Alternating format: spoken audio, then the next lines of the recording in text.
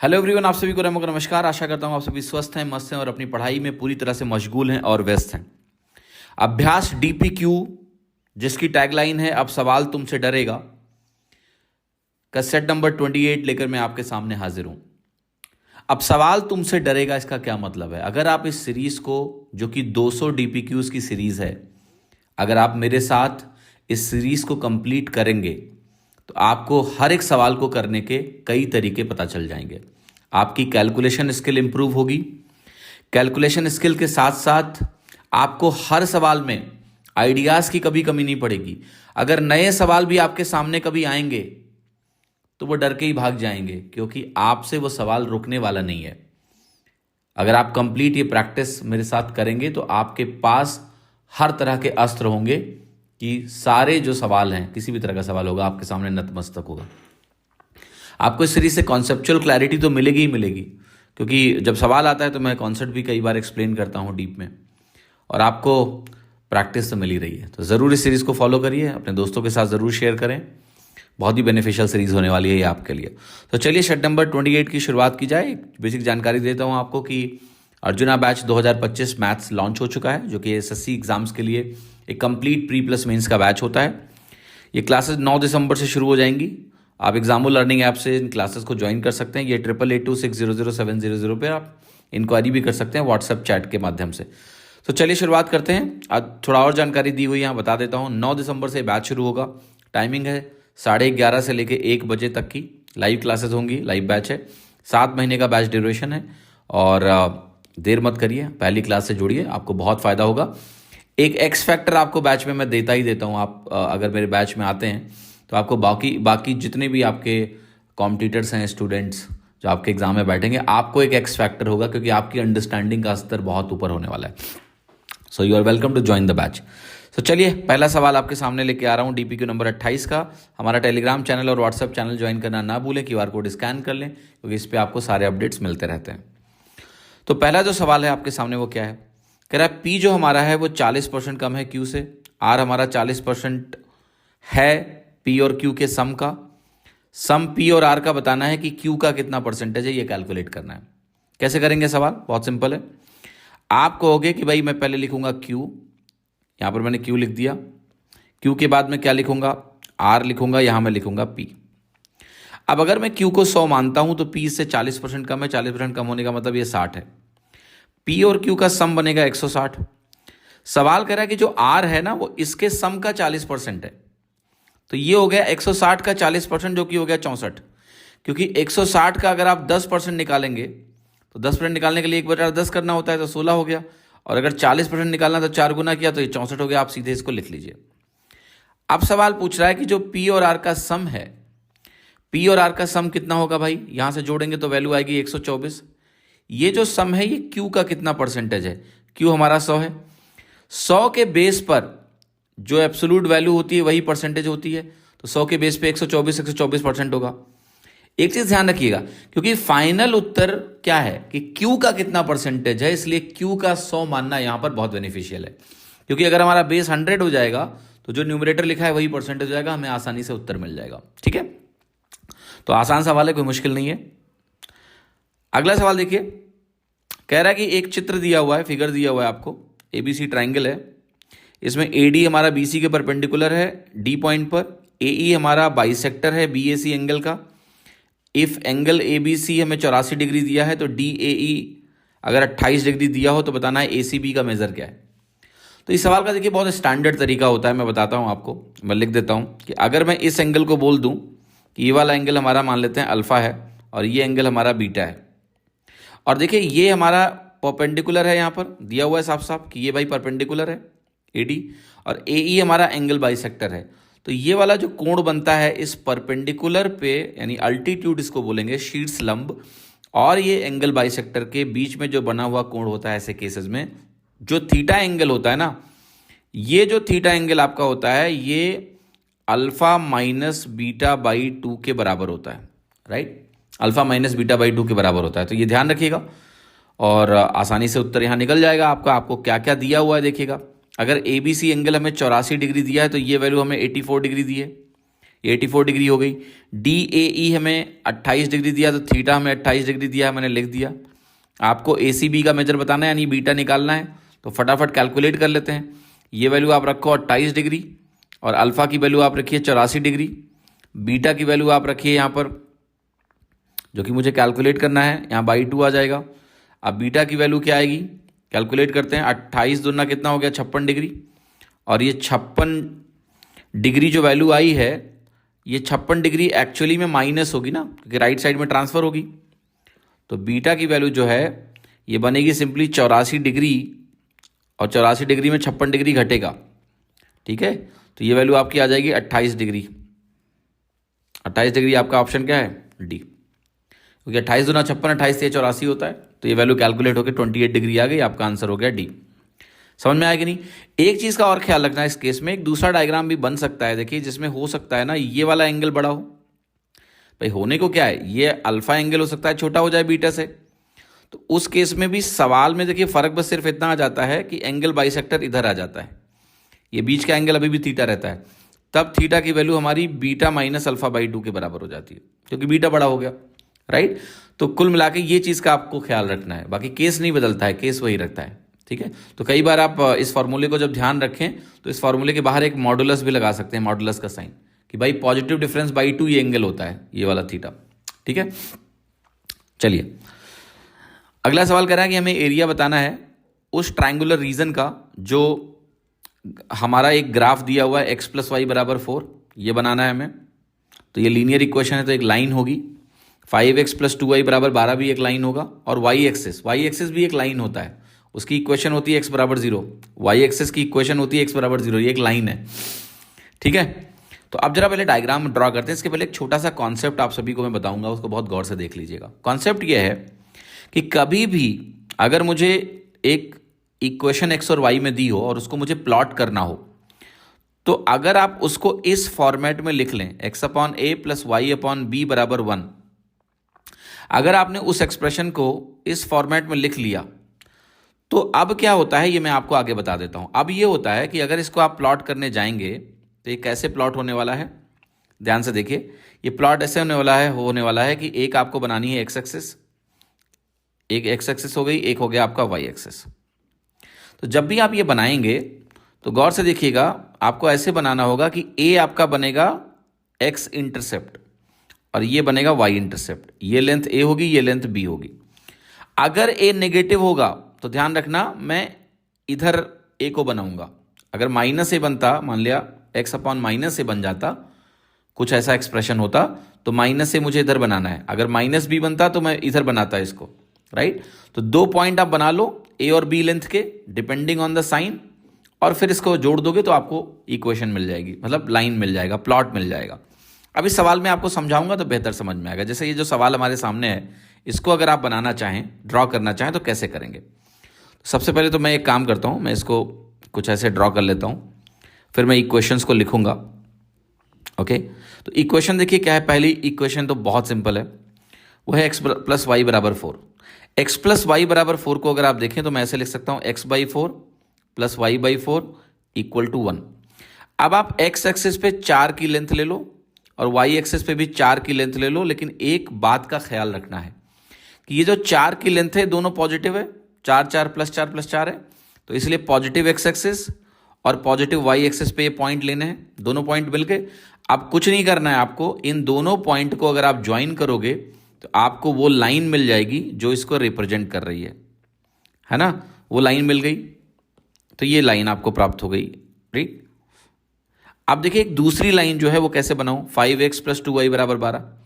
उसको अगर आप लिखने जाएंगे तो आप कहेंगे कि मैं 12 से डिवाइड करूंगा तो ये बन जाएगा x/12/5, जिसको मैं 2.4 लिख सकता हूं, प्लस y/ आपका यहां पर वैल्यू आ जाएगा, जो आपका 2y/12 करोगे तो y/6 मिल जाएगा, बराबर 1। तो ये कह रहा है कि y पे आपको लेना है 6 कहीं यहां होगा, क्योंकि 4 हमारा ये था, अगर आपको ध्यान हो तो 6 यानी 2 यूनिट और 6 यहां होगा। और दूसरा जो है x पर 2.4 लेना है, ये ऑलरेडी 4 था, आपको पता है, तो 2.4 कहीं यहां बीच में आएगा। तो अब अगर मैं लाइन बनाऊंगा, नई वाली लाइन, जो कि इन दोनों को मिलाने से बनेगी, ऐसे करके ड्रॉ करूंगा ये वाली लाइन, तो अब आपको देखिएगा ध्यान से, जो एरिया मुझे कैलकुलेट करना है वो किसका किसका कैलकुलेट करना है। एक तो भाई इस वाली लाइन का, इस वाली लाइन का, और एक वाई एक्सिस ये है। तो जो इन तीनों से एरिया बाउंड हो रहा है वो ये वाला एरिया है। अब ये वाला एरिया कैसे निकलेगा, आप ध्यान से देखें तो ये एक त्रिभुज के आकार का है। त्रिभुज में अगर आप गौर से देखें तो इसको मैं बेस मान सकता हूं, क्योंकि ये दो मुझे मालूम है। अगर ये बेस है तो बेस पर परपेंडिकुलर लेंथ अपोजिट वर्टेक्स से निकालते हैं, यहां से परपेंडिकुलर ड्रॉप करेंगे तो मुझे ये लंबाई चाहिए।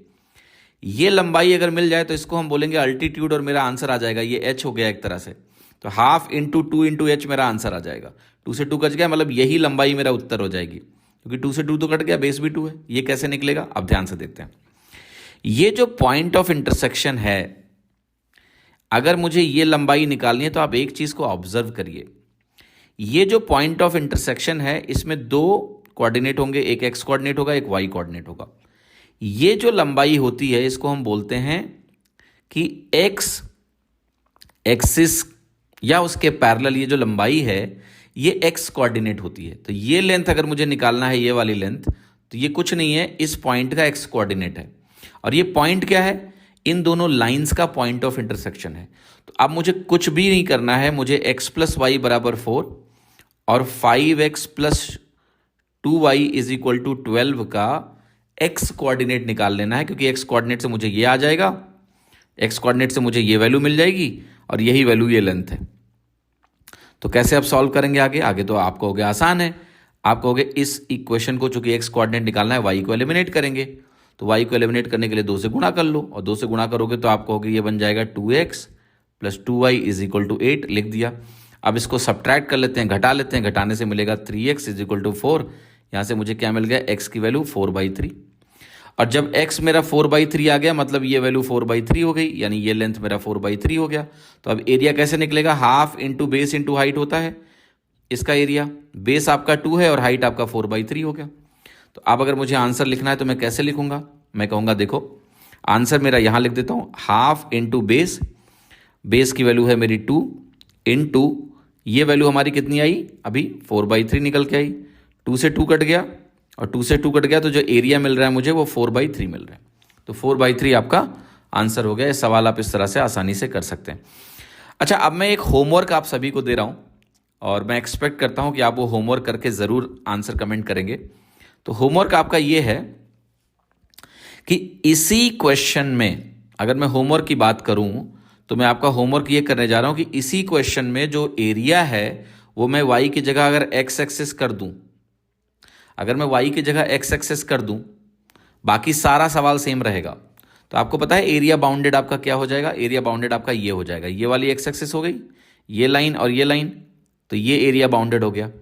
इस एरिया बाउंडेड जो एरिया है इसको आप कमेंट करके मुझे बताइएगा, राइट, कि क्या होगा एक्स एक्सिस और इन दोनों लाइंस के बीच का बाउंडेड एरिया। इसको सॉल्व करके प्लीज बताइए, सभी लोग कमेंट में जरूर बताएंगे, ठीक है। चलिए, ये सवाल कह रहा है कि वैल्यू बता दो, एक भयानक सा एक्सप्रेशन दिया हुआ है, लेकिन वैल्यू इस एक्सप्रेशन की नहीं बतानी है, बतानी है कि ये एक्सप्रेशन 43/6 से कितना बड़ा है। तो आप इसकी वैल्यू निकालो, फिर 43/6 से डिफरेंस निकालना है मुझे। तो जरा सॉल्व करते हैं इसको गौर से। देखिए, पहले तो ये ऑफ सॉल्व करना पड़ेगा, आपको पता है। तो 6 ऑफ 15 90 हो जाता है, राइट।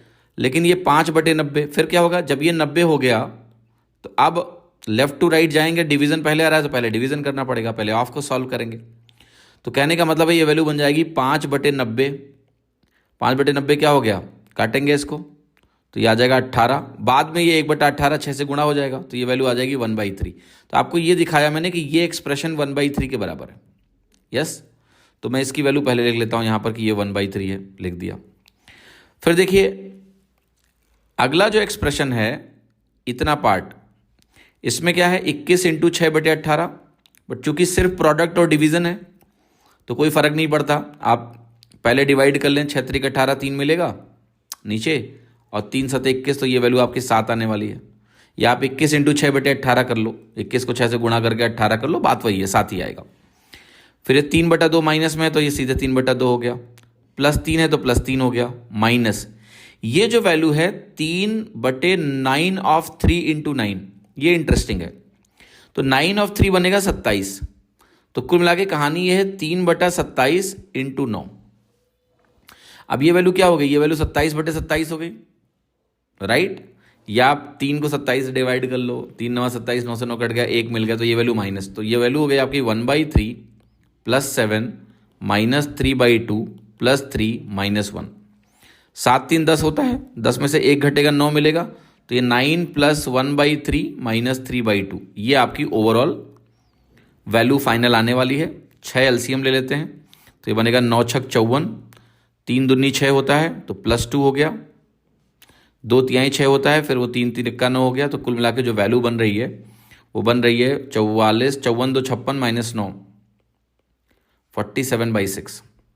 अब आपका आंसर क्या है कि ये 47/6 मेरा इस 43/6 से कितना बड़ा है, तो आपको हो गया 4/6 बड़ा है, और 4/6 की अल्टीमेट वैल्यू 2/3 हो गई, क्योंकि 2 2 कट गया, तो आंसर हो गया आपका डी। ये सवाल कह रहा है कि भाई एक त्रिभुज दिया है एबीसी, ए का बाइसेक्टर बीसी को डी पर काटेगा, एबी की वैल्यू 3 है, एसी की वैल्यू 7 है, बीसी की वैल्यू 5 है, आपको बताना है कि सीडी की वैल्यू क्या है। सिंपल सा सवाल है, ड्रॉ कर लेते हैं डायग्राम, हो जाएगा फटाक से। तो देखो, let's draw the triangle first. ये एक ट्राइंगल हो गया, इस ट्राइंगल के भीतर मुझे बनाना है एक एंगल बाइसेक्टर, तो ये आपका एंगल बाइसेक्टर हो गया। एंगल बाइसेक्टर आ जाओ भाई साहब। अरे कहाँ भाग रहे हो, एंगल बाइसेक्टर कह रहा है मैं ड्रॉ ही नहीं होऊंगा। ये एंगल बाइसेक्टर होगा, तो देखिए सवाल में क्या कहा गया है, अब मैं लिख देता हूँ। ये अगर एंगल बाइसेक्टर है, अगर ये एंगल बाइसेक्टर है, और ये ए है, ये बी है, और ये सी है, और ये डी है, हमें ये लेंथ 5 दी है पूरी, बीसी की वैल्यू 5 दी है, सी डी की वैल्यू निकालनी है। ये साइड हमें दिया है ए बी बराबर 3, ए सी बराबर 7। तो आप सभी को पता होगा एंगल बाइसेक्टर थ्योरम ये कहता है कि भाई देखो, जो भुजाओं का रेशियो होगा, ये 3 और 7, और ये वाला एंगल हम बाइसेक्ट कर रहे हैं, तो ये रेशियो जो होता है जहाँ पर ये मिलता है बेस को, वो भी 3:7 होता है।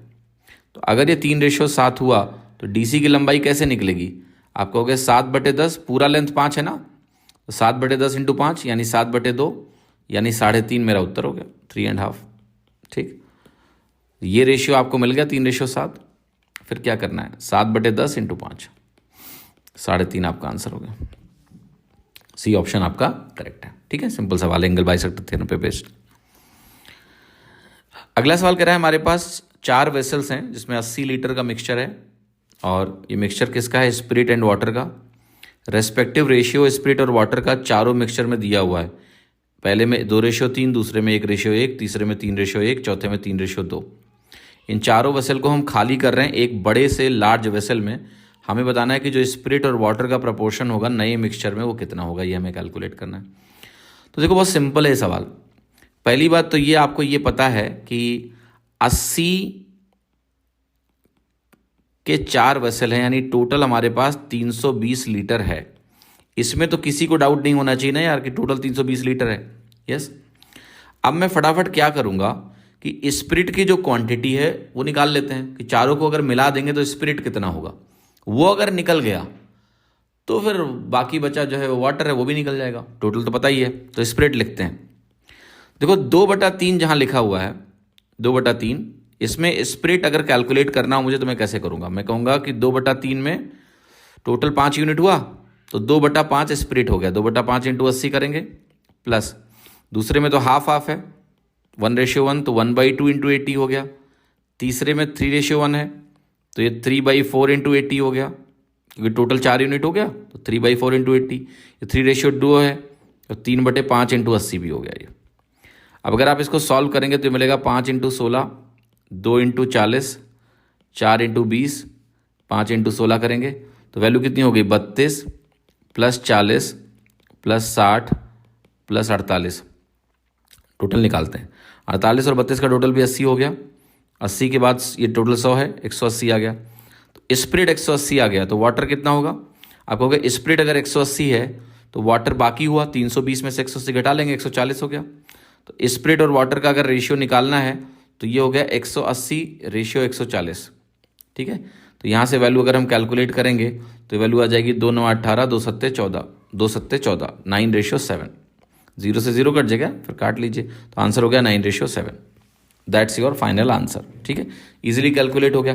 आप चाहें तो यहाँ पर सीधे स्प्लिट और टोटल का रेशियो निकाल लें, एक सब्ट्रैक्शन से बच जाएंगे आप शुरुआत में, ठीक है। जैसे मैं इसको 180 लिखूंगा और ये वैल्यू मुझे पता है कि ये वैल्यू 320 है, तो मैं ऐसे ही लिख सकता हूँ सीधे, और फिर मैं 0 0 काट दूँ, फिर मैं 2 से काटूंगा तो 9:16 बनेगा। अब 9:16 क्या है, स्प्लिट 9 है, टोटल 16 है, तो टोटल में क्या होगा, स्प्लिट प्लस वाटर। स्प्लिट अगर 9 है तो वाटर कितना होगा, 7। अब जब रेशियो छोटा हो चुका है तो घटाना नेचुरल है भाई, है ना। 9 7 16 होता है तो आप सीधे बोल दोगे 9:7 है। तो आप शुरू में चाहें तो ना घटाएं, 320 में से 180 को ना घटाएं, आप सीधे टोटल का रेशियो निकाल लें, स्प्लिट का टोटल से निकाल लें, फिर स्प्लिट और वाटर वहां से कन्वर्ट कर लें, ठीक है। बट इस सवाल को थोड़ा तेजी से करना संभव है। अगर आप जानना चाहें तो मैं बता देता हूं, ऑब्वियसली आप जानना चाहते होंगे तो कैसे इस सवाल को थोड़ा और तेजी से किया जा सकता है। अगर हम इस पॉइंट को डिस्कस करना चाहें तो जरा देखते हैं कि कैसे हम इस सवाल को थोड़ा सा जल्दी से कर सकते हैं, रिलेटिवली तेजी से कर सकते हैं सवाल को। वो चीज़ मैं आपको समझाता हूँ, right. Let me do that for you. हाँ जी, तो इसको थोड़ा साइड में लिख देते हैं, छोड़ देते हैं ऐसे। तो दूसरा तरीका देखिए ये था इंपॉर्टेंट, कि अगर आप परसेंटेज में अच्छे हैं तो आप ऐसे बोल सकते हैं कि भाई 2/3 अगर स्प्लिट और वाटर का रेशियो है तो आप बोल सकते हैं कि स्प्लिट यहाँ 40% है ना। 2/5 बनेगा 40%। यहाँ पर आपको पता है 1:1 है तो 50% है, यहाँ पर 75% है 3/4, यहाँ पर 3/2 है, तो ये आपकी वैल्यू कितनी है, 3/2, 3/5 60% है, राइट। तो परसेंटेज के टर्म में सोचने का फायदा क्या है कि आपने कहा कि एक वैल्यू 40% है, एक वैल्यू 50% है स्प्लिट, एक वैल्यू में 75% स्प्लिट है, और एक वैल्यू में आपने बोला 60% स्प्लिट है ना। या आप चाहें तो वाटर लिखें, वो भी कोई दिक्कत नहीं है। वाटर लिखने में थोड़ा इवन आपको यहाँ पर जो वैल्यू है वो ऐसे लिखनी पड़ेगी वाटर में, क्योंकि 60% वाटर होगा यहाँ पर वाटर कितना है, 50% है, यहाँ पर वाटर 1/4 है तो 25% है, और यहाँ पर वाटर 2/3 है तो 2/3 की वैल्यू कितनी हो जाएगी, ये 40% है। तो ये वाटर का कंटेंट लिख दिया। अब देखिए सारी वैल्यू 80 के बराबर है, सारी वैल्यू 80 के बराबर है। मैं आपको यहां पर एक चीज ये समझाना चाहता हूं कि चूंकि मुझे अल्टीमेटली रेशियो निकालना है, 80 आपके लिए इंपॉर्टेंट है ही नहीं है। आप कोई भी वैल्यू लीजिए, आप 100 लेके चलिए तो भी आपका उत्तर आ जाएगा बेस, बिकॉज अल्टीमेटली अगर आपको परसेंटेज पता है, ये अगर आपको मालूम है बेसिकली, तो आप ऐसे बोल सकते हो कि भैया हमारे पास वाटर 60, 50, 25 और 40 है, यानी मैं टोटल को 100 एज्यूम कर ले रहा हूं, कोई दिक्कत नहीं है। तो आपका ये वाटर कंटेंट हो गया। अगर ये वाटर हो गया तो जरा इसका टोटल करिए, आपको हो गया 60, 50, 110, 140 और 25 हो गया 165। ये 165 हो गया आपका वाटर कंटेंट, 165 आ गया। तो जो बाकी का है वो क्या होगा, वो आप कहोगे मेरा स्प्लिट कंटेंट होगा, या आप इसी वाटर का टोटल से रेशियो निकाल लीजिए। ये वाटर है, ये टोटल है, यहीं से कैलकुलेट कर लेते हैं। तो आप कहोगे सबसे पहले मैं डिवाइड करूंगा 5 से, कर लीजिए 5 से, 5 15, 5 15, 5 8 40, यहां से कैलकुलेट होकर आई ये वैल्यू 33:80 आपकी वैल्यू कैलकुलेट होकर आ रही है। अब आप कहोगे ये जो वैल्यू कैलकुलेट होकर आई, क्या ये फर्दर डिवाइड हो रही है? एक बार आप कैलकुलेशन चेक कर लीजिए, मैंने शायद थोड़ा गलत लिखा है, 33:80 नहीं आना चाहिए, 110 और 25 आपका 175 बन जाएगा टोटल है। सॉरी, यहां पर मेरे से गलती हुई, तो ये 175 आ जाएगा। 175 रेशियो 400। अब 25 से सीधा कट जाएगा, ये 25 सत्ते है और ये 25 × 16 है। तो आप करो कि वाटर का टोटल से रेशियो ये हो गया, तो 16 में क्या होगा, 7 वाटर है, 9 स्प्लिट हो जाएगा, तो 9:7 मेरा आंसर आ गया। एक तरीका ये था। 80 की कोई जरूरत ही नहीं है यहां पर, 80 जो डेटा दिया हुआ है उसकी कोई भी इंपॉर्टेंस नहीं है यहां पर इस पर्टिकुलर क्वेश्चन में।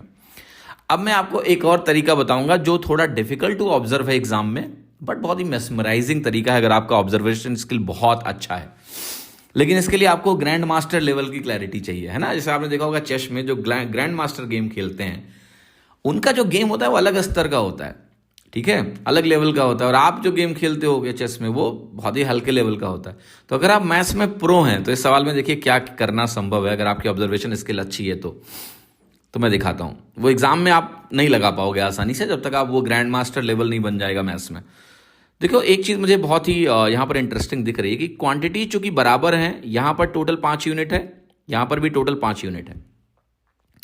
अब ये अगर 5-5 यूनिट टोटल है, यानी इन्हीं को मैं अगर क्वांटिटीज मान लूँ तो कोई दिक्कत नहीं है। एक जगह 2:3 लिखा है, एक जगह 3:2 लिखा है, टोटल 5-5 है, यानी क्वांटिटीज बराबर है।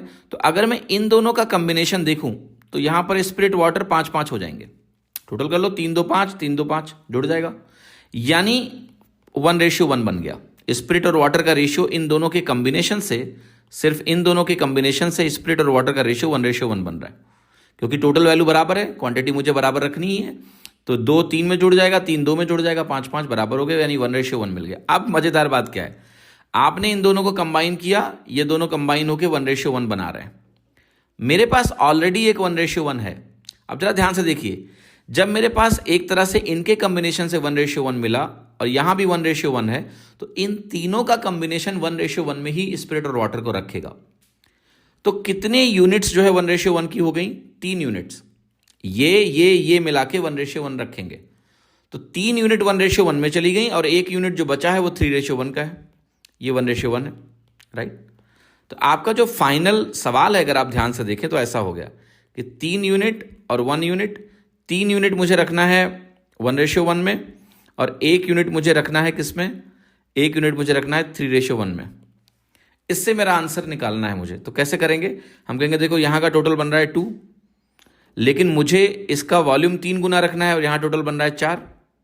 तो 4 का 3 गुना 12 होता है, तो मैं इसको 6 से गुणा करूंगा। और अगर मैं इसको 6 से गुणा करूंगा तो ये 1:1 किस में कन्वर्ट हो जाएगा? 6:6 में कन्वर्ट हो जाएगा, 6 हो जाएगा। और ये वैल्यू मेरी 3 और 1 है, ठीक। तो अब ये जो मुझे 3:1 का रेशियो बनाना था इनकी वॉल्यूम में बन गया। अब स्प्रिट को स्प्रिट से जोड़ दो, 9 बन जाएगा। वाटर को वाटर से जोड़ दो, 7 बन गया। 9:7 आंसर आ गया, ठीक है।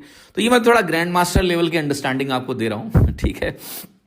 और आई थिंक ये सब सोचना ज़रूरी है। बाकी एग्जाम पॉइंट ऑफ व्यू से अगर देखो तो आपके लिए सबसे सूटेबल मेथड तो यही है, अगर आप बिल्कुल दिमाग नहीं लगाएंगे। लेकिन अगर आप परसेंटेज का थोड़ा सा इस्तेमाल करेंगे, क्योंकि यहाँ डेटा थोड़ा आसान है, जैसे 80 थोड़ा आसान डेटा है, बट अगर यही डेटा 72.5 होता तो आप अगर 72.5 के रेस्पेक्ट में ये चीज़ करते तो दशमलव में जाते और कॉम्प्लेक्सिटी बढ़ जाती। लेकिन आपको ये पता होना कि इस 80 की कोई ज़रूरत ही नहीं है, मैं इसको 100 मान सकता हूँ, तो वो चाहे 72.5 दिया हो, आपको क्या फ़र्क पड़ेगा, आप 100 मान के निकाल लो। इसलिए ये जो मेथड 2 मैंने बताया, ये बहुत एसेंशियल है समझ पाना कि 80 लीटर की कोई ज़रूरत नहीं है, मैं इसको 100 मान के कर सकता हूँ, 100 मान के कर सकता हूँ। तो वो that will make it easier for you. आप कुछ भी मान सकते हो। मान लिया रेशियो कुछ ऐसा होता कि इवन 100 हमारे लिए सुटेबल ना होता, तो हम एलसीएम मान सकते थे। जो भी फ्रैक्शन वैल्यूज बनेंगी यहाँ पर, जैसे 2/5 है यहाँ, तो यहाँ नीचे 5 आ रहा है, तो 100 मानना आसान है हमारे लिए। लेकिन कुछ भी बने फ्रैक्शन में वैल्यूज, और डिनोमिनेटर्स का एलसीएम लो और एलसीएम लेके वैल्यू अपने तरीके से मान लो, आंसर आ जाएगा, कोई दिक्कत नहीं है, ठीक है। क्वेश्चन नंबर 7 कह रहा है एक आदमी जो है कुछ दूरी चलता है, वॉक करता है और वापस आता है बाइक से, टोटल 63 मिनट लगता है। जबकि वो अगर दोनों साइड चल के आए तो उसको 96 मिनट लगेगा। तो बताना है कि दोनों साइड राइड करने का कितना टाइम लगेगा। Okay, alright. देखिए, सबसे पहले बात, एक साइड वॉक किया, एक साइड राइड करके वापस आया, तो 63 मिनट लगा। अगर ये दोनों साइड वॉक कर ले तो ये टाइम मुझे निकालना है एक्चुअली। ये दिया हुआ है कि ये 96 मिनट्स लगेंगे। आप बताओ, एक साइड वॉक का टाइम क्या हो गया? 48 मिनट्स हो गया। अब अगर एक साइड वॉक का टाइम 48 मिनट्स हो गया, तो राइड का टाइम कितना हो गया? आपको हो गया 63 - 48, ठीक है, 15 मिनट। यानी राइड करने का एक साइड में 15 मिनट लगता है, यही मतलब हो गया। और राइड का अगर एक साइड में 15 मिनट लगेगा, दो साइड में कितना लगेगा? 30 मिनट। यही पूछा गया कि दोनों साइड राइड करने कितना लगेगा, तो आपको 30 मिनट्स, यानी सी आंसर करेक्ट है, ठीक है। सी इज द करेक्ट आंसर। देखिए, सवाल कह रहा है आपसे कि एक शॉपकीपर के पास 225 किलो गेहूं है। एक हिस्सा उसका वो 9.5% के लाभ पर बेच रहा है, दूसरा हिस्सा वो 11.75% के लाभ पे बेच रहा है। गेन 10.5% का है टोटल पे। आपको बताना है क्वांटिटी जो उसने 9.5% के लाभ पर बेची है वो कितनी है। सबसे पहले तो देखिएगा ध्यान से, एलिगेशन का सवाल है, मैं 9.5% नहीं लिखूंगा, परसेंटेज लिखने की ज़रूरत नहीं है, सारी वैल्यू परसेंटेज में ही है। ये 9.5 लिखूंगा, यहाँ मैं 10.5 लिखूंगा, नहीं 10.5 तो दोनों को कंबाइन करके है, ये 11.75 है और यहाँ पर आपकी वैल्यू 10.5 है। मिक्सचर जो है 10.5 है, कंबाइंड जो प्रॉफिट हो रहा है वो 10.5 का हो रहा है। अभी रेशियो यहाँ से कैलकुलेट कर सकते हैं हम। इसका अंतर आएगा 1.25, यहाँ लिख देंगे। इन दोनों का अंतर आएगा 1, यहाँ लिख देंगे 1.25 रेशियो 1। अगर आप इसका 4 गुना करें तो ये 5 बन जाएगा और ये 4 बन जाएगा, तो अल्टीमेट रेशियो 5:4 आ गया। तो ये कह रहा है कि भाई टोटल 9 यूनिट्स हैं, 5 4 का टोटल 9 हो गया। 9 यूनिट हमारी 225 किलो के बराबर है। एक यूनिट किसके बराबर हो गया? एक यूनिट आपका 25 किलो के बराबर हो गया। सवाल ने पूछा है कि जो 9.5% के लाभ पर गया है वो कितना है? 5 यूनिट है, तो 5 × 25 आपका आंसर हो गया। 5 × 25 आपका 125 किलो हो गया, ठीक है। क्योंकि 5 यूनिट इसको करस्पॉन्ड कर रहा है, तो आपको हो गया एक यूनिट अगर 25 है तो 5 यूनिट 5 × 25 यानी 125 किलो हो गया। यानी मेरा आंसर क्या हो गया? डी, 125 kg, ठीक है। अगला सवाल, 19 नंबर्स का औसत 45.6 है। पहले 10 नंबर का औसत 36.8 है और आखिरी 10 नंबर का औसत आपका 57.2 है। 10वां नंबर को अगर हम हटा दें, एक्सक्लूड कर दें इस सेट ऑफ नंबर से, यानी 19 नंबर जो हैं इनमें से 10वां नंबर अगर पूरा हटा ही दें, तो आपको बताना है कि जो औसत होगा बाकी बचे नंबर्स का, यानी 18 नंबर्स का, वो कितना होगा। बहुत ही अच्छा सवाल है।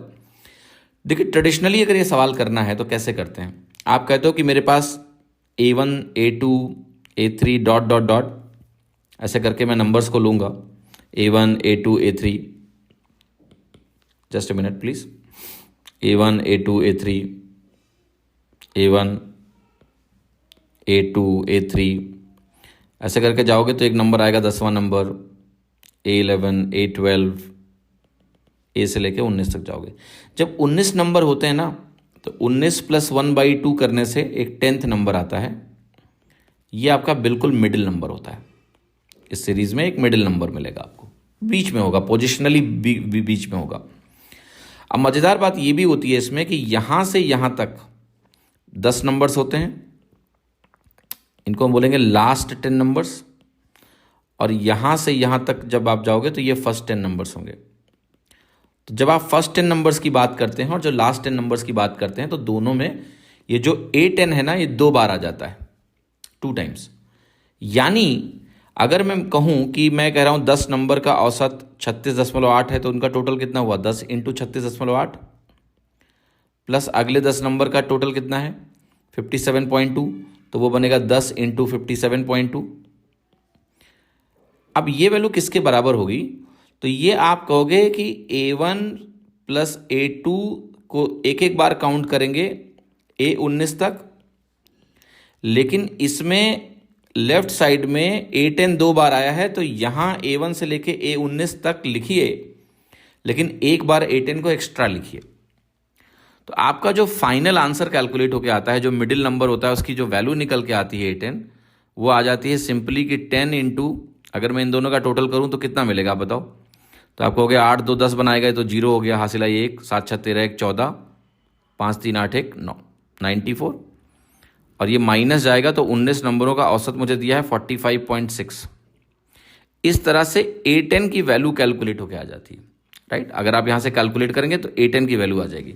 पर आपको मैं ये लॉजिक समझा रहा था बस कि A10 मिडिल नंबर है, बट ये सब खेल करने की ज़रूरत नहीं है, क्योंकि इस खेल को अगर हम करने बैठ गए तो इस खेल में हमारा सारा वक्त, खेल खेल में पेपर खराब हो जाएगा, ठीक है। तो मैं चाहता नहीं हूं कि आप ऐसा कुछ करें कि खेल खेल में आपका पूरा नंबर खराब हो जाए, एग्ज़ाम खराब हो जाए, ठीक। सो अब मैं आपको जो सिखाने जा रहा हूं वो सीखिए, ठीक है। ये बस मौज के लिए था तुम्हारे, है ना। अब हम आते हैं और इसको ज़रा समझते हैं कि कैसे जल्दी कर सकते हैं सवाल को, ठीक है। तो एक छोटा सा कॉन्सेप्ट ध्यान रखिए कि औसत के रेस्पेक्ट में किसी भी ग्रुप का नेट डेविएशन 0 होता है। विद रेस्पेक्ट टू एवरेज जो आपका नेट डेविएशन है वो 0 होगा। तो इसमें क्या समझाना चाहता हूं मैं कि 19 नंबरों का औसत मुझे ये दिया है, तो अगर मैं इन 19 नंबर का डेविएशन 45.6 के रेस्पेक्ट में निकालूंगा तो नेट डेविएशन 0 आएगा। अच्छा, मान लिया, इस सवाल को जरा समझते हैं अभी। जैसे मेरे पास जो डेटा दिया हुआ है इसको समझते हैं। मेरे पास पहले 10 नंबर हैं, आखिरी 10 नंबर हैं। इनका औसत लिख लेते हैं 36.8 और 57.2। ये जो नंबर है 45.6, इसके रेस्पेक्ट में जरा इसका डेविएशन देखते हैं। तो आप ये कहोगे कि भाई ये जो नंबर है 45.6, ये 36.8 से कितना ज़्यादा है? 36.8 से कितना ज़्यादा है? तो अगर आप ये कैलकुलेट करोगे, मेरा कैलकुलेशन का तरीका थोड़ा डिफरेंट है, तो मैं इसको दशमलव भूल के देखूंगा ऐसे कि 368 है। मैं 368 से पहले 400 जाऊंगा, फिर 400 से 456 जाऊंगा, तो मैं कहूँगा यहाँ मुझे लगे 32 और यहाँ मुझे लगे 56, तो ये टोटल अंतर कितना हो गया? 32 + 56 88। डेसिमल में लिखना है तो आप कहोगे 8.8 का डेविएशन है, और ये कम है तो माइनस में लिखेंगे। 57.2 की कहानी कैसे मैं कैलकुलेट करूंगा? जल्दी से मैं कहूँगा 456 हमारा एवरेज है और इसके रेस्पेक्ट में डेविएशन निकालना है 572, तो ऐसा लिखूंगा। तो मैं पहले जाऊंगा 500 में मुझे लगेंगे 44, फिर 500 से जाऊंगा 572, तो 72 और लगेंगे, फिर इनका टोटल करूंगा तो 44 + 72 116 आ जाएगा। तो मैं इसको 11.6 लिखूंगा, यानी दशमलव लगा दिया। अब मैं आपको कुछ समझाने जा रहा हूं, गौर से देखिएगा। ये जो चूंकि 10-10 नंबर है मेरे पास यहां पर, तो आप कहोगे यहां से उन 10 नंबर का नेट डेविएशन मिलेगा -88, और यहां पर 116 मिलेगा, क्योंकि 10-10 नंबर है ना। इनका अगर आप नेट डेविएशन निकालोगे तो ये नेट डेविएशन कितना आ रहा है? अगर इसका अंतर निकालेंगे तो ये 28 आएगा, वो प्लस में। अब इस बात को गौर से समझिए, ये +28 क्यों आया? ये जो 10 और 10 20 नंबर्स हैं, इनमें कौन से नंबर हैं? आप कहोगे A1 से लेके A19 तक के नंबर तो हैं ही हैं सारे, लेकिन एक A10 एक्स्ट्रा भी है। अब गौर से देखिएगा, ये जो A1 से A19 वाले नंबर हैं, एक एक बार काउंटेड, क्या ये 45.6 जो कि इनका औसत है उसके रेस्पेक्ट में कोई भी डेविएशन दे सकते हैं? आप कहोगे जी नहीं, ये तो पावर ही इनके पास, क्योंकि 45.6 के रेस्पेक्ट में इन 19 नंबरों का तो नेट डेविएशन 0 होगा। तो मैं कहूंगा कि ये जो +28 का डेविएशन आया वो क्यों आया? आप कहोगे चूंकि यहां 20 नंबर हैं और 20 नंबरों में A10 2 बार काउंट हुआ है, तो वो एक्स्ट्रा A10 ही मुझे ये +28 दे रहा है। यही तो मतलब हुआ सिर्फ। इसका सिंपल सा मतलब ये हो गया कि A10 जो है +28 है, मतलब जो इन 19 नंबरों का औसत है उससे 28 अधिक है। यानी अगर आपको A10 की वैल्यू लिखनी हो, जैसे सवाल में लिखनी भी नहीं है, A10 की वैल्यू तो निकालनी ही नहीं है, अगर निकालनी होती है आपको A10 की वैल्यू, तो आप बोलते 45.6 + 28 और यहां से आप कैलकुलेशन करते, ठीक है, तो ये वैल्यू आ जाती है आपकी 73.6। लेकिन इस सवाल में इसकी वैल्यू भी नहीं निकालनी है मुझे कह रहा है कि ग्रुप से A10 को भगा दो, निकाल ही दो, A10 को 19 में से निकाल दो और बताओ 18 नंबरों का औसत क्या होगा। तो इसका बड़ा मजेदार प्रोसेस अब मैं आपको समझाने जा रहा हूं, आपको बहुत मजा आने वाला है। देखिएगा ध्यान से, जो A1 से A19 तक के नंबर हैं, इनका औसत कितना है जरा बताओ? आपने कहा 45.6 है। अगर मैं इनमें से A10 को भगा दूं, आपको ऑलरेडी पता है कि A10 के पास औसत से 28 अधिक है, सरप्लस है 28 का। तो अगर A10 भागा तो ग्रुप में 28 की डेफिसिट यानी कमी क्रिएट कर देगा, तो माइनस लिखते हैं 28, और वो जो कमी है उसकी भरपाई 18 लोगों को करनी है, तो जो औसत है वो -28/18 से कम हो जाएगा। तो ये हो गया आपका, सिंपली मैं इसको काट लेता हूं 2 से, तो ये बनेगा आपका 14 और यहां बनेगा 9, 14/9। 14/9 कैसे सॉल्व होगा? देखिए, ये वैल्यू है 45.6 माइनस, अगर मैं इसको काटूं तो ये बेसिकली क्या है, 1 + 5/9, यही तो है। और 5/9 क्या होता है? 0.55, राइट? तो दैट वैल्यू विल बी रफली 0.55। अगर आप इसको घटाएंगे तो ये 1.55 इसमें घट जाएगा, तो 1.55 घटेगा तो ये वैल्यू 44 के आसपास आ जाएगी। नियरेस्ट इंटीजर इसका 44 हो जाएगा, यानी 44 हो जाएगा। आपको इस सवाल में ये भी नहीं करना है, क्योंकि अगर आप ऑप्शन गौर से देखें, जैसे आप ये आइडेंटिफाई कर लो कि आंसर मेरा 45.6 से कम होगा, क्योंकि A10 हमारा सरप्लस लेके भाग रहा है 28 का, A10 के पास 28 ज़्यादा है एवरेज से, तो ग्रुप तो गरीब हो जाएगा, कमज़ोर हो जाएगा, औसत गिरेगा, यानी आंसर 40.5 5.6 से कम हो जाएगा। सिर्फ इतनी जानकारी कि मेरा आंसर 45.6 से कम हो जाएगा, आप सी लगा सकते हैं, क्योंकि बाकी सारे आंसर बड़े हैं उससे, हो ही नहीं सकते। कितना मज़ेदार सवाल है। तो अगर आपका लॉजिकल क्लैरिटी है तो एग्जाम में ये सवाल करने में कितना वक्त लगेगा आपको? सिर्फ आपको ये देखना है कि नेट डेविएशन प्लस आ रहा है बस, कि A10 के पास पॉजिटिव है, सरप्लस है, तो जब वो भागेगा औसत को गिरा देगा, औसत को गिरा देगा तो मेरा औसत 45.6 से कम होगा, कम होगा तो सी होगा, खत्म सवाल, राइट। ये सवाल देखिए, कह रहा है ग्लाइडर है वो घर के विंडो के अगेंस्ट है खड़ी हुई, 60 डिग्री का एंगल बना रही है ग्राउंड से, डिस्टेंस जो फुट ऑफ द लैडर का वॉल से वो 6.3 मीटर का है। आपको बताना हाइट जब लैडर जो है विंडो को टच करता है ग्राउंड से, क्लोजेस्ट टू द ग्राउंड। तो ज़रा इस सवाल को समझते हैं भाई, है ना। ये हो गया लैडर, और ये वाला जो एंगल है ये मुझे दिया है 60 डिग्री, ये वैल्यू 6.3 दिया है, ये वैल्यू मुझे निकालनी है। कैसे करेंगे? प्रॉपर्टी यूज़ करते हैं कि 30 डिग्री के अपोजिट जब भी साइड 1 होता है तो 60 के अपोजिट क्या होता है? √3 होता है। यहाँ ये 1 के करस्पॉन्डिंग 6.3 है, तो √3 के करस्पॉन्डिंग 6.3 √3 बनने वाला है। मुझे इसकी वैल्यू निकालनी है 6.3 √3 की। तो ये वैल्यू हो गई बेसिकली 6.3 इंटू 1.73 ले लो, राइट। जस्ट कैलकुलेट दिस 1.73, क्योंकि नियरेस्ट वैल्यू निकालनी है, आंसर भी क्लोज है, तो 1.73 लेके सॉल्व कर लेंगे। तो मैं लिख रहा हूँ 6.3 इंटू 1.73, ओके। ये मुझे कैलकुलेट करना है। कैसे करेंगे कैलकुलेट? देखो इसके दो तरीके हैं। पहला तरीका 1.73 का, पहले आप सीधे 63 इंटू 173 निकालो, दशमलव भूल जाओ, जरूरत नहीं है, बाद में देखेंगे। तो मैं 173 का 3 गुना निकालता हूँ। ये बेसिकली मैं स्प्लिट करूंगा 60 + 3 में, इंटू 173। तो पहले मैं 3 गुना निकालता हूँ, 3 गुना निकालूंगा तो कितना मिलेगा? 173 का 3 गुना क्या होगा? 170 का 3 गुना 510 होता है, 519 बनेगा, ये 519 हो गया। अब मुझे अगर 60 गुना निकालना है तो मैं पहले 6 गुना निकाल लूँ, फिर 10 से गुणा कर दूँ।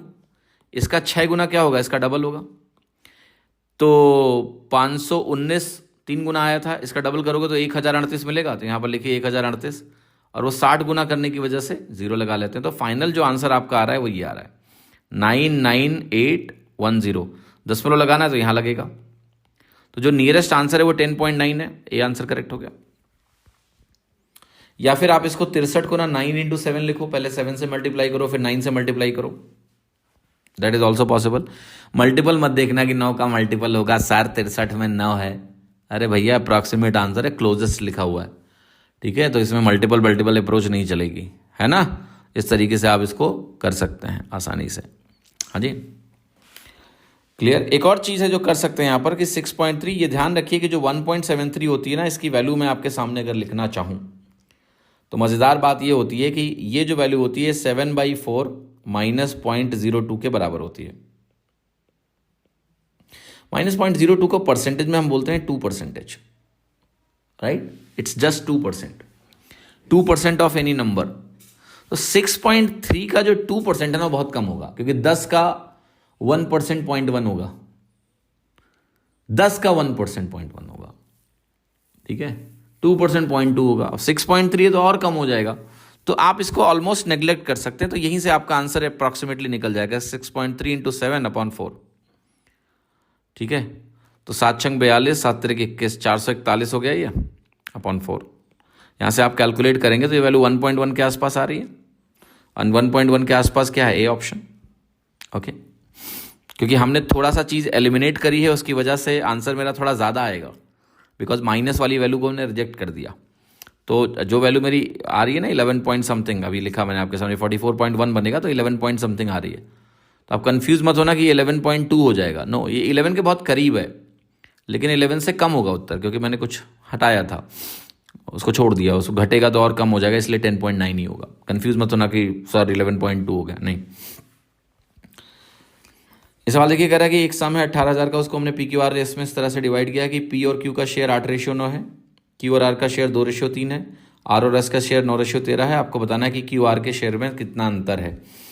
चलिए भाई लग जाइए सवाल में, स्टैंडर्ड प्रोसेस, ज़्यादा कुछ खेल अपने तरीके से हो नहीं सकता। तो PQ दिया है, QR दिया है, RS दिया है, तो P और Q का रेशियो दिया है 8:9 लिख लीजिए। Q और R का रेशियो दिया है 2:3 लिख लीजिए। R और S का रेशियो 9:13 दिया है, लिख लीजिए। अब इस रेशियो को सिंप्लीफाई करना है तो मुझे PQRS का रेशियो लिखना पड़ेगा। तो PQRS का रेशियो लिखने का तरीका होता है, आप सभी को शायद पता भी हो। P लिखने के लिए हम इसका गुणा कर देते हैं सीधा, तो ये वैल्यू आ जाएगी 8 × 2 × 9। ठीक, क्योंकि ये पैटर्न है ना ये वाला कि यहाँ Q से एंड हुआ, यहाँ Q से शुरू हुआ, यहाँ R से एंड हुआ, यहाँ R से शुरू हुआ। अब Q लिखने के लिए क्या करते हैं? Q लिखने के लिए हम ऐसे जाते हैं 9 2 9, क्योंकि Q और Q ऐसे है तो ऐसे आते हैं 9 2 9। तो यहाँ पर आपकी वैल्यू आ जाएगी 9 × 2 × 9। फिर जब मैं R लिखने जाऊँगा ना, R कैसे लिखूँगा? R के लिए देखो प्रोसेस कैसे समझना है आपको। R यहाँ स्विच करना है तो यहाँ भी यहाँ स्विच करना है। पहले आप ऊपर से आओ सीधे, 9 × 3 यहाँ स्विच कर लो, 9 × 3 × 9, तो 9 × 3 × 9 हो गया। और जो S है आखिरी वाला, उसमें क्या होता है? 9 3 13 का गुणा होता है। ठीक है, तो 9 3 13 का गुणा हो गया। अब देखिए 900 सबसे पहले कट गया, एक 9 सबका हटा लो, वैल्यू आ गई 16, रेशियो 18, रेशियो 27, रेशियो 39। अब फर्दर सिंप्लीफाई नहीं होगा, टोटल करिए 34 61 39 100, ये टोटल 100 यूनिट मिल गया। सवाल ये कह रहा है कि भाई ये जो 100 यूनिट की वैल्यू है ना, यही तो आपकी 18,000 के बराबर है, तो ये 18,000 हो गया। तो एक यूनिट की वैल्यू कितनी हो गई आपको पता है? 180 हो गया, राइट। हमें निकालना है Q और R का अंतर। तो Q और R का जो अंतर है वो यहाँ से निकलेगा, ये Q है, ये R है, तो इसका अंतर क्या है? 9 यूनिट का है। तो 9 × 180 कैलकुलेट करेंगे, 18 9 ये 162, यानी 1620 होगा। 1620 हमारा आंसर ये है। ठीक है, अब जैसे इस सवाल में आप कह सकते थे कि सर यहाँ पर रेशियो जो हमने देखा, इसमें देखो हमें दिख रहा है कि डिफरेंस 9 है, 9 का मल्टीपल होगा। अरे जब यहाँ तक पहुँच ही गए हो तो कैलकुलेट कर लो, और आंसर तो क्या है? 2 आंसर 9 के मल्टीपल हो सकते हैं, तो वो तो कोई फुल प्रूफ अप्रोच है नहीं। अगर बिना कैलकुलेशन किए 9 का मल्टीपल बोलते तब तो बात अलग थी, वो तो तुम बोल नहीं पा रहे हो। ठीक है, तो प्लीज़ ऐसे ना सोचें तो बेहतर है। ठीक है, हाँ जी, क्लियर। चलिए आगे बढ़ते हैं। ये सवाल कह रहा है कि भाई एक सिलेंडर है, उसका जो हाइट है वो 2/3 है इसके डायमीटर का। इसका जो वॉल्यूम है वो इक्वल है वॉल्यूम ऑफ स्फीयर जिसका रेडियस 6 सेंटीमीटर है। हमें बताना है कि कर्व्ड सरफेस एरिया सिलेंडर का क्या होगा। कर्व्ड सरफेस एरिया, सबसे पहले तो इस सवाल को देखना है ऐसे कि H और R का अनुपात, बेसिकली मुझे H और R का अनुपात नहीं दिया, H और 2R, क्योंकि डायमीटर है उसका रेशियो 2/3 दिया हुआ है। सो H और R का जो अनुपात है दैट इज 4/3। ये वैल्यू आपकी यहाँ पर 4/3 है, ये समझना सबसे पहले बहुत आवश्यक है कि ये वैल्यू 4/3 है। ठीक, जब आपने कहा ये वैल्यू 4/3 है तो आगे की कैलकुलेशन कैसे की जाए? तो आगे की कैलकुलेशन ऐसे होगी कि आप कहेंगे कि वॉल्यूम जो हमारा है वो है πr²h, तो पाई इंटू R की वैल्यू आपकी है, यहाँ R है 3x का स्क्वायर, H की वैल्यू है 4x, तो πr² is equal to 4/3 into pi into R³ जो कि है 6³। ये स्फीयर के वॉल्यूम के बराबर कर दिया। अब ये वैल्यू हो गई पाई इंटू x³ तो बन ही जाएगा, और साथ में यहाँ 36 अलग हो जाएगा, 3 तरीका 9 चौके 36। आप चाहें तो उसको 9 × 4 ही लिख दें, ये 4/3 है, यहाँ पाई है, यहाँ 6 का क्यूब आपका 216 बन जाता है। पाई से पाई कटा, 36 छक्का 216 होता है। ठीक, तो यहाँ से x³ की वैल्यू कितनी आ गई? 8। तो यहाँ से x की वैल्यू कितनी निकल के आ गई? 2, है ना। 8 कैसे लिखा मैंने? 36 छक्का 216 हुआ, 6 चौके 24/3 8 होता है, तो x³ 8, x = 2 आ गया। अब हमें कर्व्ड सरफेस एरिया निकालना है, तो कर्व्ड सरफेस एरिया क्या होता है भाई सिलेंडर का? 2πRh, तो 2 × पाई, R की वैल्यू हमारी क्या है? 3x, तो 3x हो गया 3 × 2, H की वैल्यू क्या हो गई? 4h, 4 × 2, तो 4 दूनी 8, 8 छंग 48, 48 दूना 96, 96 पाई आपका आंसर हो गया। हम ऐसे भी सोच सकते थे कि ये 2π ऐसे लिखेंगे, ये हमारा 3x है, ये 4x है, तो ये वैल्यू हो गई 12 × x²। x की वैल्यू 2 है तो 2 दूनी 4 बनेगा, 12 चौके 48, दूना 96 पाई, ऐसे भी बन सकता है, जैसे करना है कर लीजिए। ठीक है, एक बोट जो है वो 12 घंटे लगाती है ए से बी जाने में डाउन स्ट्रीम और बी से ए वापस आने में अपस्ट्रीम। अगर डिस्टेंस ए और बी का 31.5 किलोमीटर है तो बताना है करंट की स्पीड अगर 9 किलोमीटर है तो बोट की स्पीड स्टिल वाटर में कितनी होगी। देखिए, दो केसेस मैं आपको समझाता हूँ। एक केस आपका है कि भाई आप गए ऐसे और आप आए ऐसे, ठीक है। आप गए, भाई गए और आए तो एक अपस्ट्रीम एक डाउनस्ट्रीम हो ही गया। मान लेते हैं कि इस आने जाने के प्रोसेस में अगर आपका टोटल टाइम आपको लगता है कैपिटल टी लिख रहा हूं क्योंकि आने जाने का टोटल टाइम है। और एक मैंने क्या बताया था कि गए और फिर आए और गए और आए, और इसमें हम बोल देते हैं, मान लिया कि जो डिफरेंस है टाइम का, डिफरेंस ऑफ टाइम, कि भाई अपस्ट्रीम में ज़्यादा टाइम लगेगा डाउन स्ट्रीम में कम लगेगा, तो उसका अंतर स्मॉल टी है ना। तो स्मॉल टी मतलब जानबूझ के नोटेशन लिख रहा हूं मैं। कैपिटल टी बड़ा टी यानी जुड़ा हुआ टाइम, टोटल टाइम, और difference of time small T यानी डिफरेंस ऑफ टाइम, छोटा स्मॉल टी। अब इसमें देखिए फॉर्मूला क्या होता है। अगर उतनी ही डिस्टेंस गए और उतनी ही डिस्टेंस आए और टोटल टाइम या डिफरेंस ऑफ टाइम पता है तो फॉर्मूला ऐसे है। इसका जो फॉर्मूला होता है ये होता है 2dB is equal to B square minus S square into T, और इसका फॉर्मूला होता है 2ds is equal to B square minus S square into small T, right. और इसको रटना बहुत आसान है, रटने का तरीका भी बता देता हूं तुमको। देखिए, पहली बात तो दोनों के एक्सप्रेशन बिल्कुल एक जैसे हैं, चाहे आप लेफ्ट हैंड साइड देखो चाहे आप राइट हैंड साइड देखो। B square minus S square तो दोनों में है, इनटू टाइम दोनों में है, 2D दोनों में है। फर्क क्या है कि यहाँ B होगा कि यहाँ S होगा, यहाँ कैपिटल T होगा यहाँ स्मॉल t होगा। तो देखिए बहुत ध्यान से, यूजुअली आप मुझे बताओ कि बोट की स्पीड ज़्यादा होती है करंट की स्पीड ज़्यादा होती है। यूजुअली बोट की स्पीड करंट की स्पीड से ज़्यादा होती है यूजुअली, तभी तो बोट अगेंस्ट द करंट चल पाएगा। तो बस ये ध्यान रखो कि B यूजुअली इससे बड़ा होता है। तो जब हम लेफ्ट साइड में B लिखेंगे, जब हम लेफ्ट साइड में B लिखेंगे यानी बड़ी वैल्यू लिखी, तो यहाँ टाइम भी बड़ा वाला लिखो यानी टोटल टाइम लिखो।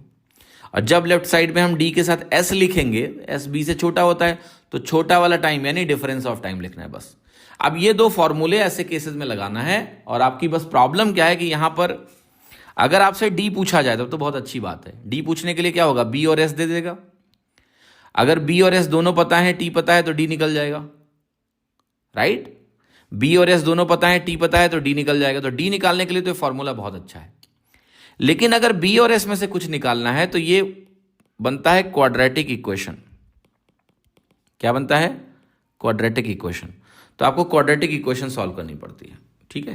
तो ये इस सवाल को करने का ट्रेडिशनल तरीका है और उसका मैंने फॉर्मूला बता दिया है, राइट।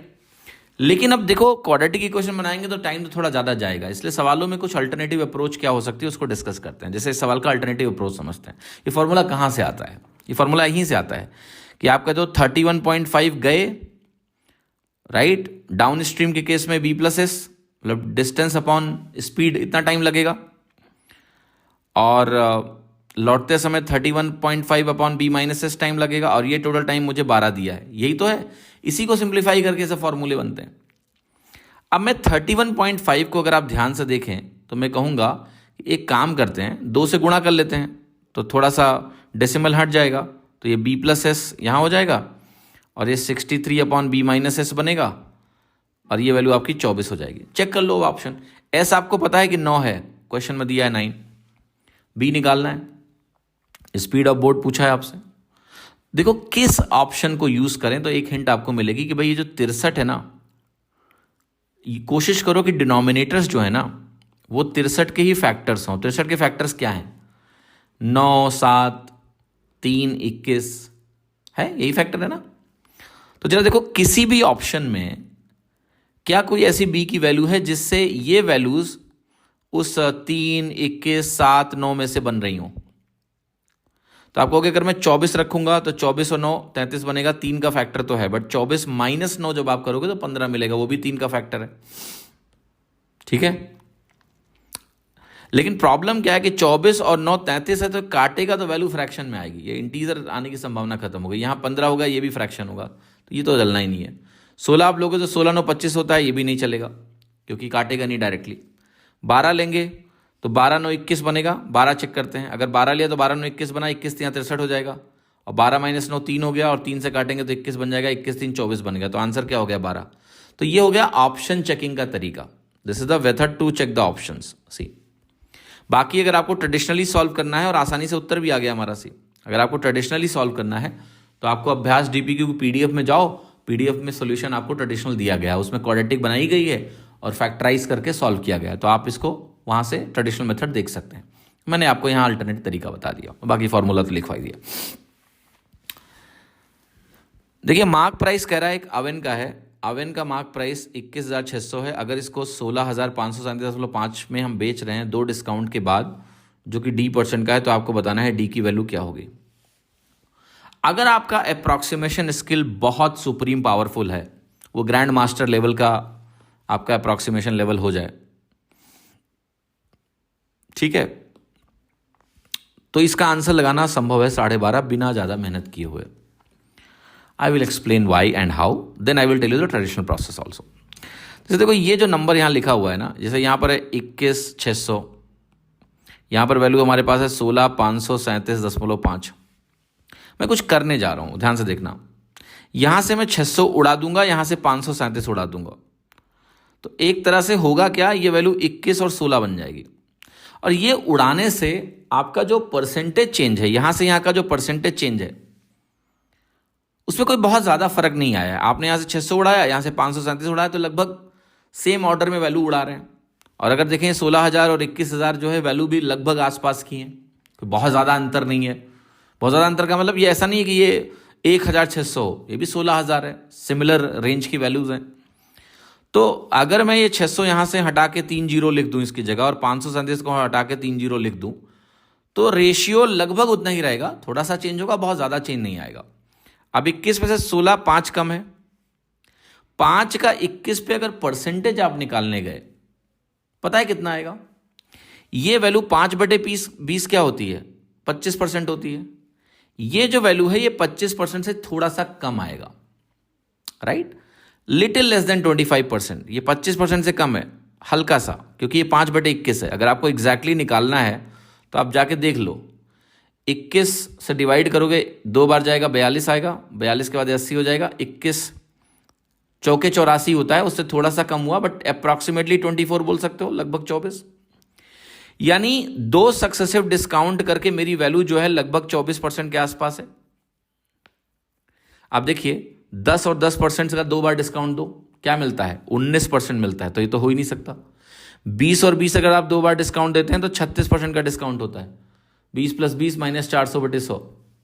15 अगर 2 बार करोगे तो 15 30 बनता है, -2.25, तो वो वैल्यू भी लगभग 27 दशमलव कुछ आती है, तो ये भी नहीं होगा। तो आंसर क्या होगा? डी करेक्ट हो सकता है। तो अगर आपका अप्रॉक्सीमेशन वो ग्रैंड मास्टर लेवल का है, मैथ में रहोगे मेरे साथ तो बना दूंगा, तो आप ऐसे ही डी लगा दोगे, इतनी मशक्कत नहीं है। वरना इस सवाल में मशक्कत है, तो आओ जरा मशक्कत करते हैं, आपको ट्रेडिशनल प्रोसेस में ले चलते हैं, ताकि आपको इस मेथड की थोड़ी वैल्यू समझ में आए और आप भी सोचो कि हाँ ग्रैंड मास्टर बनना है मैथ्स का, ठीक है, कैलकुलेशन का। देखो ये जो डेटा आपके सामने दिया है 21600 और इधर आपको वैल्यू दी है 16537.5, इसको सिंप्लीफाई करिए पहले। तो आपको सर एक काम करें क्या, इसको गुणा कर दें क्या 4 से? 4 से गुणा करने का देखो फ़ायदा क्या है कि ये वैल्यू आपकी 0 अंत का हट जाएगा, तो ठीक है 4 से गुणा करते हैं। सबसे पहले 4 से गुणा करेंगे तो ये वैल्यू हो जाएगी 86400। यहाँ 4 से गुणा करने का प्रोसेस क्या है मैं समझाता हूँ मेंटली। देखो 165 जो है इसका 4 गुना पहले करते हैं, तो 165 का 4 गुना होगा, 165 का 2 गुना होता है 330, फर्दर 2 गुना करेंगे तो मिलेगा 660। ये क्लियर हो गया? तो मैं लिखूंगा यहाँ पर 660। लेकिन एक इंटरेस्टिंग पॉइंट है, 165 को आप 16,500 + 37.5 सोचेंगे, तो 16,500 है तो 2 जीरो और लगेगा। जब आप 4 गुना करेंगे तो 2 जीरो और लगाना पड़ेगा।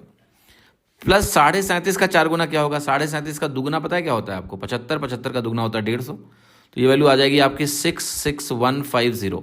अब एक 0 से 0 काटिए, रेशियो निकालना है, फर्दर सिंप्लीफाई करना है, तो दिख रहा है मुझे 8 6 14 4 18, डिजिट सम कितना है देखो 18 है, यहाँ 6 6 12 6 18, डिजिट सम 18 है, तो 4 से मतलब 9 से डिवाइड होगा, 9 से डिवाइड करते हैं तो 9 9 81, 5 86, 9 6 54, 960 बनेगा, 9 7 63, 3 9 3 27, 9 5 45, 735 बना। फर्दर भी देखिए 7 3 10, 5 15, 9 6 15, अभी भी 3 से डिवाइड हो रहा है, और ना ही 3 से बल्कि 5 से भी डिवाइड हो रहा है कि नहीं हो रहा है? क्योंकि भैया अंत में 5 भी है तो 5 से भी डिवाइड होगा, 3 से भी डिवाइड हो रहा है, ये नंबर भी 5 से और 3 से डिवाइड होगा, तो फर्दर सिंप्लीफिकेशन पॉसिबल है। ठीक है, आप डिवाइड करिए इस नंबर को, राइट, 3 से डिवाइड करते हैं, तो अगर मैं इस नंबर को 3 से डिवाइड करूं, 5 से डिवाइड करना तो 5 से ही कर लो, तो 5 से अगर डिवाइड करने जाएंगे तो क्या कहेंगे हम, ये वैल्यू आ जाएगी 49, है ना, 15 चौके 60, 15 9 135, 15 से काटो इसको तो 15 छक्के 90, 15 चौके 60, तो यहाँ 64 और 49 मिला। अब चूंकि 2 स्टेप पे हमारा डिस्काउंट हुआ है D% का, तो ये जो 65 और 49 है, अब मैं इसको 64 और 49 को 8 स्क्वायर टू 7 स्क्वायर सोच सकता हूँ। तो अगर 2 स्टेप के बाद 8 स्क्वायर 7 स्क्वायर हो रहा है, इसका मतलब पर स्टेप, हर स्टेप पे 8 हमारा 7 हुआ है, यहीं से हमारा डिस्काउंट निकल गया -1/8, यानी आंसर आ गया 12.5%। तो ये ट्रेडिशनल प्रोसेस है कि आपको पहले सिंप्लीफाई करना पड़ेगा रेशियो, और जब आप रेशियो को सिंप्लीफाई करेंगे तो आपको इस तरह से एक इनिशियल और फाइनल वैल्यूज मिल जाएंगी, और फिर आप कह देंगे कि भाई मेरा आंसर -1/8 है। तो डुएबल है एग्जाम में, मैं मना नहीं कर रहा हूँ इसको। तो जब तक आपका वो GM लेवल का, ग्रैंड मास्टर लेवल का मैथ्स नहीं हो रहा है, कैलकुलेशन नहीं हो रहा है, तब तक तो आप यही काम करो, लेकिन कोशिश तो करो यार कि अप्रॉक्सीमेशन सीख लो ना, तो मेरे साथ बने रहो। ओके, x³ + 9 = 0, ये क्या लिखा हुआ है, हटा दो इसको, जो भी लिखा है। देखिए बड़ा इंटरेस्टिंग सा सवाल है। ये कह रहा है कि आपसे कि एक गिवन एक्सप्रेशन है something cube minus something cube is equal to y into AX² + BY², 3a + 4b की वैल्यू निकालनी है। अब देखिए 3a + 4b वैल्यू निकालने के 2 तरीके हैं। पहला तरीका यह है कि हम देखेंगे कि क्या राइट हैंड साइड में x और y की कोई ऐसी वैल्यू मैं डाल सकता हूं जिससे मुझे 3a + 4b डायरेक्टली मिल जाए। जैसे अगर मुझे 3a बनाना है तो AX² है, क्या मैं x को अगर √3 रख दूं तो 3a बन जाएगा? यस। और अगर मुझे 4b बनाना है प्लस में, तो क्या मैं y की वैल्यू को 2 रख दूं तो 4b बन जाएगा? एक्चुअली में मुझे यहां 3a + 4b दिख जाएगा ब्रैकेट में। अब जो वैल्यूज मैंने रखी है राइट हैंड साइड में, वही वैल्यू मैं हर जगह रख दूं, क्योंकि वही वैल्यू पे ये 3a + 4b बना है। तो अगर ये वैल्यू आप उठा के जाके इस एक्सप्रेशन में रख दें तो आपको 3a + 4b की वैल्यू आ जाएगी, बस सिर्फ y से इधर डिवाइड करना है, यानी 2 से डिवाइड करना है। लेकिन प्रॉब्लम क्या है कि लेफ्ट हैंड साइड का एक्सप्रेशन अब भी खतरनाक है। x की वैल्यू तुम √3 अगर रख रहे हो, x की वैल्यू अगर इंटीजर आती तब तो मजा था, राइट। जैसे मान लिया आपसे पूछ बैठता मैं कि मुझे a + 4b चाहिए, तब तो ठीक था कि भाई x की वैल्यू को 1 रख दो और y की वैल्यू को 4 रख दो, y की वैल्यू को 2 रख दो, तब तो a + 4b निकल जाता। और x1 और y2 रखने से हर ब्रैकेट इंटीजर में आता, राइट, कैलकुलेट हो जाता ना तुरंत ही। लेकिन यहां जो कि a की वैल्यू में x की वैल्यू को √3 रखना पड़ रहा है, y की वैल्यू को 2 रखना पड़ रहा है, हमें कोई एडवांटेज नहीं है, क्योंकि वो ब्रैकेट अभी भी कॉम्प्लेक्स बना रहेगा। 3√3 - 8, 3√3 + 8, तो वो कोई इंटीजर ब्रैकेट नहीं मिला, फिर उसका क्यूब, तो अल्टीमेटली फॉर्मूला लगाना ही पड़ेगा। इसलिए इस मेथड का यहां पर कोई एडवांटेज नहीं है। बट मैंने फिर से बोला कि अगर a + 4b पूछा जाता तो जबरदस्त एडवांटेज था, सीधे वैल्यू डालो उत्तर मिल जाता। अब इस सवाल को करने के लिए मैं आपको पहले 2 फॉर्मूले बताऊंगा जिनको आपको बहुत अच्छे से याद रखना है, एग्जाम में थोड़ा जल्दी कर पाओगे चीज़ों को। तो देखिएगा फॉर्मूला ये है कि अगर मैं आपको बोलूं कि आपको p + q का होल क्यूब दिया है प्लस p - q का होल क्यूब अगर आपको दिया गया है, तो इसकी वैल्यू होगी ट्वाइस ऑफ p, और यहां पर आपको मिलेगा p² + 3q²। अगर मैं आपसे बोलूं कि मेरे पास है p + q का whole cube minus p - q का होल क्यूब, तो ये वैल्यू आपकी मिलती है 2q और q² + 3p²। एक्चुअली में 2 फॉर्मूले नहीं है, ये सिर्फ एक फॉर्मूला है। अगर आप एक फॉर्मूला याद कर लें तो दूसरा अपने आप याद हो जाएगा। मैं सिखाता हूं कैसे। देखिए ये ध्यान रखो बस, दूसरा क्या हुआ देखिए ध्यान से, अगर मैं पहले फॉर्मूले में p की जगह q रख दूं तो पहले ब्रैकेट पे तो कोई फर्क नहीं, आप पहले फॉर्मूले में p की जगह q कर दो और q की जगह p कर दो, ये कन्वर्जन कर दो, आप देखेंगे p की जगह q करने से इस ब्रैकेट में कोई फर्क नहीं पड़ेगा। दूसरे ब्रैकेट में q माइनस p का होल क्यूब बनेगा और q माइनस p के होल क्यूब को मैं minus of p minus q का होल क्यूब लिख सकता हूं, यानी p को q और q को p रखने से ये इसमें कन्वर्ट हो गया, लेफ्ट हैंड साइड मिल गया। तो राइट साइड में क्या करना है, p को q कर देना है, p को q कर दो और q को p कर दो। तो पहला अगर याद है तो दूसरा तुम्हें अपने आप याद है, बस p को q कर देना है, ध्यान रखिएगा इसको। अब इस सवाल में ज़्यादा दिक्कत हमें नहीं आएगी, हम इसको ट्रेडिशनली ही करेंगे और आसानी से हो जाएगा। आप कहोगे यहां पर ये वाला केस है, इसको मैं p cube minus Q cube की तरह देख सकता हूं, सॉरी p प्लस क्यू का होल क्यूब, और ये p माइनस क्यू का होल क्यूब है एक्चुअली में, और ये माइनस p प्लस क्यू का होल क्यूब है। तो यानी ये जो फॉर्मूला है इसमें एक माइनस से गुणा करना पड़ेगा, है ना, p माइनस क्यू का whole cube minus p plus Q का होल क्यूब, तो कोई दिक्कत नहीं है, ये माइनस 2q आ जाएगा। तो इसकी वैल्यू क्या होगी, minus twice of q, q की वैल्यू यहां पर क्या है 4y, तो ये 4y लिख दिया मैंने, इंटू क्यू स्क्वायर बनेगा 16y square plus 3 times p square बनेगा 3 इंटू 3x का whole square is 9x square. तो जो वैल्यू बन रही है माइनस ऑफ, मतलब अगर इसको ध्यान से देखेंगे हम तो ये है हमारा y इंटू माइनस 8 और ब्रैकेट में है 27x square plus 16y square. अगर मैं कंपेयर करूंगा इस एक्सप्रेशन से तो y तो बाहर है ही है दोनों में, यहां पर x स्क्वायर के साथ a है, तो x स्क्वायर के साथ जो a की वैल्यू कितनी आएगी जरा बताओ, बाहर ये -8 से गुणा करना पड़ेगा, तो a की वैल्यू आएगी -8 इंटू 27। ऐसे ही जो b की वैल्यू है ना by स्क्वायर, y को छोड़ के, तो b की वैल्यू आएगी 16 इंटू -8, यानी -8 इंटू 16। अब गौर से देखिएगा, जो मुझे निकालना है ना 3a प्लस 4b, मैं लिख रहा हूं, तो 3a प्लस 4b अगर मैं कैलकुलेट करने जाऊंगा तो देखो एक चीज़ तो कि -8 पहले ही बाहर निकाल लेते हैं। अब 3a बनेगा इसका 27 का 3 गुना 81 और 16 का 4 गुना 64, क्योंकि 4b है, तो आपकी वैल्यू आ गई -8 इंटू 145, इसका टोटल 145 है, कर लीजिए आप, माइनस में 1160 मेरा आंसर आ गया। वैसे भी आप कह सकते हो यूनिट डिजिट 0 आ गई, 0 सिर्फ एक जगह है, आंसर है बी, तो ये आपका बी उत्तर करेक्ट हो गया। ठीक है, सो इस तरीके से हमारा ये डीपीक्यू ख़त्म हो गया। जो भी आपका फीडबैक है वो ज़रूर कमेंट में दें, कैसा लगा आपको ये क्लास डीपीक्यू की, और ये भी ज़रूर कमेंट करके बताएं कि क्या आप मेरे साथ इस सफ़र में 200 डीपीक्यू तक बने रहने का इरादा रखते हैं या कमज़ोर दिल के हैं, आप बीच में भागने का इरादा रखते हैं, ज़रूर बताइएगा। ये टेलीग्राम चैनल ज्वाइन कर लीजिए प्लीज़, ताकि आपको अपडेट्स मिलते रहें मेरी क्लासेस का। डीपीक्यू सीरीज जो अभी है वो मैं फिर से रिपीट कर देता हूँ कि मंडे, वेंसडे, फ्राइडे, ये 3 दिन इसके वीडियोज़ आएंगे, 11 AM पर अपलोड होंगे।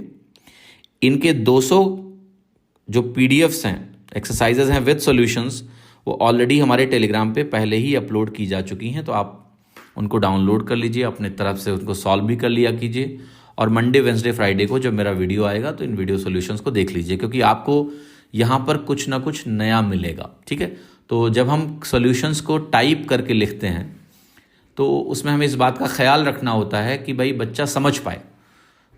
तो कई बार स्मार्ट अप्रोचेज जो होती हैं, जो हमें लगता है कि समझाना बहुत मुश्किल है लिख के, वो वहाँ पर नहीं लिखते हैं, लेकिन जब आप इन क्लासेस को करोगे तो वो गैप आपका फिल हो जाएगा। हर क्लास में आप कुछ ना कुछ नया सीखेंगे, आपकी calculation skill, approximation skills, conceptual clarity, deep thinking, सब कुछ इंप्रूव होगा। ठीक है, तो चलिए अलविदा। डीपीक्यू नंबर 27 आपका ख़त्म हो चुका है, और डीपीक्यू नंबर जो 28 है वो उसके साथ हम आपको मिलेंगे अगले वीडियो में। सॉरी, ये 28 ही था ठीक है, ये 28 हो गया, 29 के साथ मिलेंगे अगले वीडियो में। चलिए, शुक्रिया, ख्याल रखिए अपना, थैंक यू सो मच। जिनको भी अर्जुना बैच ज्वाइन करना है वो कर सकते हैं, एडमिशन्स खुल चुके हैं एग्जाम लर्निंग ऐप पर। बाय।